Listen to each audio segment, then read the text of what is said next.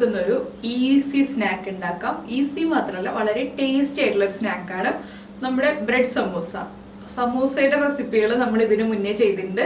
2-3 സമൂസ റെസിപ്പികൾ ചെയ്തിട്ടുണ്ട്. പക്ഷെ അതൊക്കെ കുറച്ച് കാര്യങ്ങളൊക്കെ ചെയ്തിട്ട് ആ ഒരു ടൈം എടുക്കുന്ന റെസിപ്പികളൊക്കെ ആയിരുന്നു.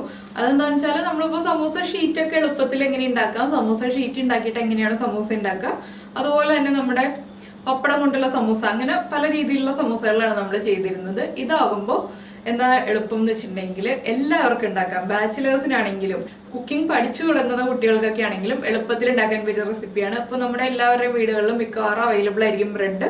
ആ ബ്രെഡും കുറച്ച് വെജിറ്റബിൾസും ഉണ്ടെങ്കിൽ, ഒന്നും വേണ്ട, കുറച്ച് ഉരുളക്കിഴങ്ങ് മാത്രം ഉണ്ടെങ്കിൽ എളുപ്പത്തിൽ ഉണ്ടാക്കാൻ പറ്റിയ റെസിപ്പിയാണ്. പിന്നെ അതിലേക്ക് ഇഷ്ടമുള്ള വെജിറ്റബിൾസ് നമുക്ക് ആഡ് ചെയ്യാം. അത് നമ്മുടെ ചോയ്സ് അനുസരിച്ച് വ്യത്യാസം വരുത്താം. ബ്രെഡ് ഒരു ദിവസം പഴക്കമുള്ള ബ്രെഡ് ആണെങ്കിൽ വളരെ നന്നായിരിക്കും. എന്താണെന്ന് വെച്ചാൽ തലേ ദിവസത്തെ ബ്രെഡാണ് നമുക്കൊന്ന് പരത്തി എടുക്കാനൊക്കെ എളുപ്പമുണ്ടാവുക. ആ ഒരു കാര്യം മാത്രം ശ്രദ്ധിച്ചിട്ട് നമുക്ക് ടേസ്റ്റി ആയിട്ടുള്ള ഒരു ഈവനിങ് സ്നാക്ക് റെഡിയാക്കാം. അപ്പോൾ ഈ ഒരു സമൂസ നമ്മുടെ ടൊമാറ്റോ സോസിന്റെ കൂടെ ചേർത്ത് കഴിക്കുമ്പോഴാണ് ഏറ്റവും പെർഫെക്റ്റ് ടേസ്റ്റ് ഉണ്ടാവുക.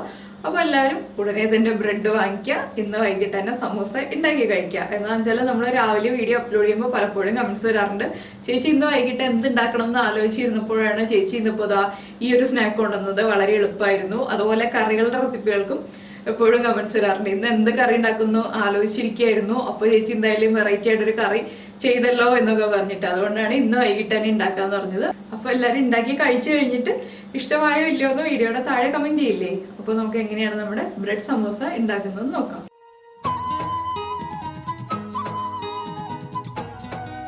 അപ്പോൾ നമുക്ക് നമ്മുടെ ഉരുളക്കിഴങ്ങ് മസാല ഉണ്ടാക്കുന്നതിനായിട്ട് ചീനച്ചട്ടിയിലേക്ക് വെളിച്ചെണ്ണ ഒഴിക്കാം. ഇപ്പോൾ നമ്മുടെ വെളിച്ചെണ്ണ ചൂടായി തുടങ്ങുന്നുണ്ട്. ഞാനിതിലേക്കൊരു 1/2 ടീസ്പൂൺ പെരുംജീരകം ചേർക്കുന്നുണ്ട്. പെരുംജീരകം താല്പര്യമില്ല എന്നുണ്ടെങ്കിൽ കടുക് ചേർക്കാം. അപ്പോൾ ഈ പെരുംജീരകം ഒന്ന് ചൂടായി വരുമ്പോൾ, കളറൊന്ന് മാറി വരേണ്ട, ചൂടായി തുടങ്ങുമ്പോൾ തന്നെ നമുക്ക് ഒരു പീസ് ഇഞ്ചി ചെറുതായിട്ട് മുറിച്ചത് ചേർക്കാം. അതുപോലെ തന്നെ ഒരു 4-5 അല്ലി വെളുത്തുള്ളി മുറിച്ചതും. പിന്നെ ഞാനിപ്പോൾ ഇതിലേക്ക് എരിവിനായിട്ട് 3 പച്ചമുളക് എടുത്തിട്ടുണ്ട്. എല്ലാം പൊടിയായിട്ട് മുറിച്ച് വെച്ചിരിക്കുന്നതാണ്. അതുപോലെ ഒരു സവോള ഈ ഒരു വലിപ്പത്തിൽ മുറിച്ചെടുത്തിട്ടുണ്ട്, ഒരു വലിയ സവോള. ഇതെല്ലാം ഒരുമിച്ച് തന്നെ ചേർക്കാം. ഒരു 300 ഗ്രാം ഉരുളക്കിഴങ്ങിലേക്കായിട്ടാണ് നമ്മൾ ഈ ഒരു വലിയ സവോളയും ഇഞ്ചിയും പച്ചമുളകും ഒക്കെ അളവ് പറയുന്നത്. പിന്നെ 2 തണ്ട് കറിവേപ്പിലയും. ഇനി നമുക്കിത് നന്നായിട്ട് ഇളക്കി ഈ സവോളയുടെ കളർ ഒന്ന് ചെറുതായിട്ട് ചേഞ്ച് ആയി വരണം. ഒരുപാട് അങ്ങ് കളർ മാറേണ്ട ആവശ്യമില്ല. അപ്പോൾ ഉരുളക്കിഴങ്ങ് കുക്ക് ചെയ്തപ്പോൾ ഞാൻ ഉപ്പ് ചേർത്തിട്ടില്ല, അതുകൊണ്ട് ഇപ്പോൾ സവോളയിലേക്ക് ഉപ്പ് ചേർക്കാൻ പോവാണ്. അപ്പോൾ ഇതിലേക്ക് ഗ്രീൻ പീസ് ചേർക്കാം, ക്യാരറ്റ് ചേർക്കാം. ഞാനിപ്പോൾ ഗ്രീൻ പീസ് കറിയാണ് ആഡ് ചെയ്യാൻ പോകുന്നത്. എന്താണെന്ന് വെച്ചാൽ എൻ്റെ കയ്യിൽ ഗ്രീൻ പീസ് ഇല്ല, ഗ്രീൻ പീസ് കറി ആക്കിയതേ ഉള്ളൂ. അപ്പോൾ ഗ്രീൻ പീസ് കറിയാണ് ചേർക്കുന്നത്. നിങ്ങളാണെങ്കിൽ ഒരു 1/2 കപ്പ്, 3 ഉരുളക്കിഴങ്ങൊക്കെ ആകുമ്പോൾ 1/2 കപ്പ് ഗ്രീൻ പീസ് വരെ ആഡ് ചെയ്യാം.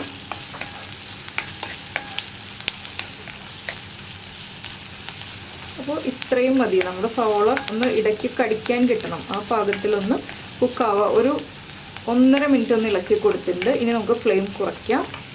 ഇതിലേക്ക് 1/2 ടീസ്പൂൺ മഞ്ഞൾപ്പൊടി, അതുപോലെ ഒരു 3/4 ടീസ്പൂൺ വരെ ഗരം മസാലപ്പൊടി ചേർക്കാം. പിന്നെ ഒരു കളറിനായിട്ട് 1/4 ടീസ്പൂൺ കാശ്മീരി ചില്ലി പൗഡർ. അപ്പോൾ പച്ചമുളകിൻ്റെ എണ്ണം കുറവാണെങ്കിൽ മുളക് പൊടി കൂടുതൽ ചേർക്കാം. അപ്പോൾ നമ്മുടെ മസാല റെഡ് ഷെയ്ഡിലായി പോവും. ഇതാകുമ്പോൾ അത്രയും റെഡ് കളർ വരില്ല. ഇനി പൊടികളൊന്ന് കുക്കായി വരണം. ഇതിലേക്ക് ഇപ്പോൾ ഗ്രീൻ പീസാണ് ചേർക്കുന്നതെങ്കിൽ ഗ്രീൻ പീസ് ചേർക്കാം. ഞാനിപ്പോൾ ഗ്രീൻ പീസ് കറി ആക്കിയത് ചേർക്കുന്നതുകൊണ്ട് ഈ ഒരു സ്റ്റേജിൽ തന്നെയാണ് നമ്മൾ ഏതാണെങ്കിലും ചേർക്കേണ്ടത്. ഇതൊന്ന് നന്നായിട്ട് ഇളക്കി മിക്സ് ചെയ്യുക. ഇപ്പോൾ നമ്മുടെ പൊടികളുടെ ആ ഒരു റോ സ്മെല്ലൊക്കെ ഒന്ന് മാറി വന്നിട്ടുണ്ട്. നമുക്കിതിലേക്ക് വേവിച്ച് ഉടച്ചു വെച്ചിരിക്കുന്ന ഉരുളക്കിഴങ്ങ് ആഡ് ചെയ്യാം.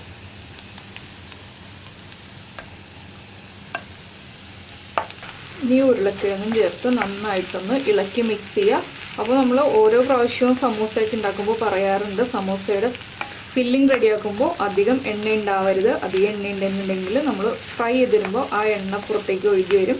ആകെ സമൂസയുടെ പുറമെ മുഴുവനും ഈ മസാല മിക്സ് ആയിട്ടുള്ള എണ്ണയായിരിക്കും. അതുകൊണ്ടാണ് കുറച്ച് എണ്ണയിൽ എപ്പോഴും ചെയ്യാമെന്ന് പറയുന്നത്.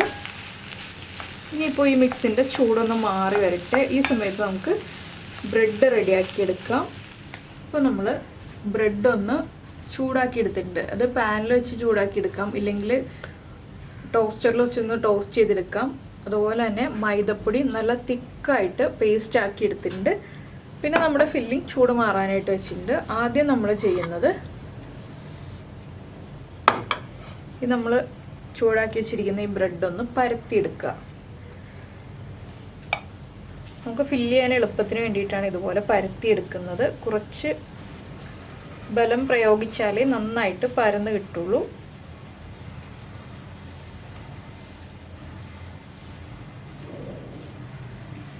അപ്പോൾ ഈ രീതിയിലാണ് ചെയ്യുന്നതെങ്കിൽ എണ്ണ അധികം വലിക്കില്ല കേട്ടോ. പിന്നെ എണ്ണ വലിക്കുന്ന രീതി വേറെയാണ്, പക്ഷെ അത് കുറച്ചുകൂടി ഈസിയാണ്. ഇത്രയും നമ്മൾ ബുദ്ധിമുട്ടേണ്ട. ഇതാണെങ്കിൽ ചൂട് മാറിയാലും ക്രിസ്പി ആയിട്ട് തന്നെ ഇരിക്കുകയും ചെയ്യും. ഈ രീതിയിലാണ് നമ്മൾ ബ്രെഡ് എടുക്കുന്നതെങ്കിൽ. അപ്പോൾ നമ്മുടെ ബ്രെഡ് നമ്മൾ പരത്തിയെടുത്തിട്ടുണ്ട്. ഇനി ഈ ബ്രെഡിൻ്റെ 4 സൈഡിലും ഈ മൈദപ്പൊടിയുടെ പേസ്റ്റ് ഒന്ന് അപ്ലൈ ചെയ്ത് കൊടുക്കുക. അത് നമുക്ക് വിരൽ ഉപയോഗിച്ച് അപ്ലൈ ചെയ്യാം, ഇല്ലെങ്കിൽ ഒരു സ്പൂൺ ഉപയോഗിച്ച് അപ്ലൈ ചെയ്യാം.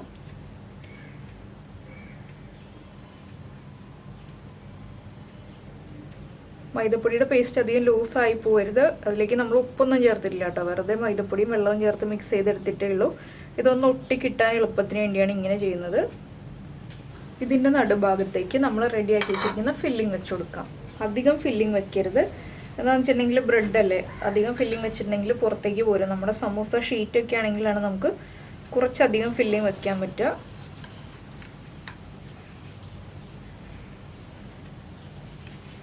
ഇനി നമുക്കിത് ഇതുപോലൊന്ന് ഫോൾഡ് ചെയ്തെടുക്കാം. ഫോൾഡ് ചെയ്യുമ്പോൾ തന്നെ ഇങ്ങനെ പ്രസ് ചെയ്ത് കൊടുക്കുക. അപ്പോൾ ഈ മൈദയുടെ പേസ്റ്റ് നന്നായിട്ട് ഇതിലേക്ക് ഒട്ടി വന്നോളും. നന്നായിട്ട് പ്രസ് ചെയ്യണം.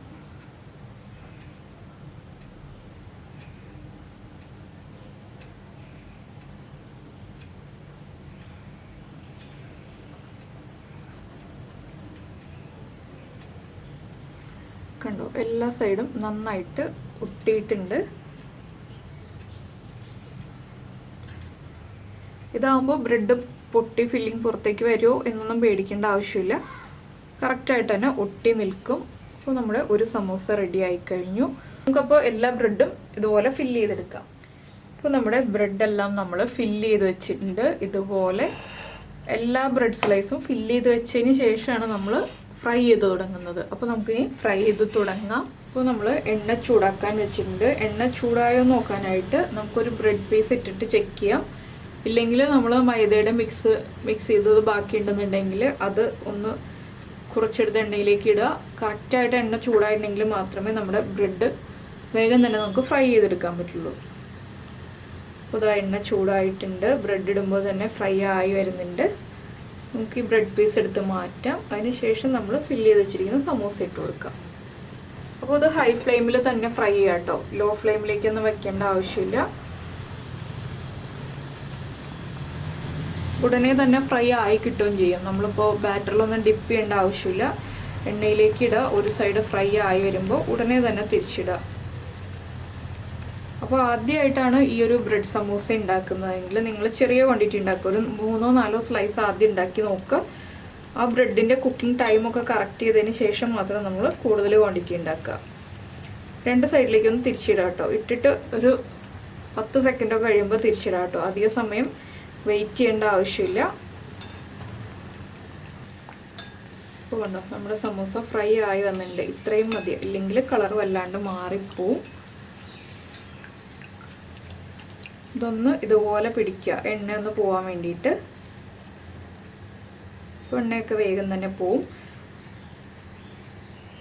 ഇതിപ്പോൾ ചെറിയ ചട്ടി ആയതുകൊണ്ട് നമുക്ക് ഒരേ സമയത്ത് തന്നെ 2-3 പീസ് ഒരുമിച്ച് ഫ്രൈ ചെയ്യാൻ പറ്റില്ല. വലിയ ചട്ടിയാണെങ്കിൽ ഒരേ സമയത്ത് തന്നെ 2-3 പീസ് ഒരുമിച്ച് ഫ്രൈ ചെയ്യാം. ഇതാവുമ്പോൾ ഒരു 1 മിനിറ്റ് മാക്സിമം മതി കേട്ടോ നമുക്കിത് ഒരു സമൂസ ഫ്രൈ ചെയ്തെടുക്കാനായിട്ട്.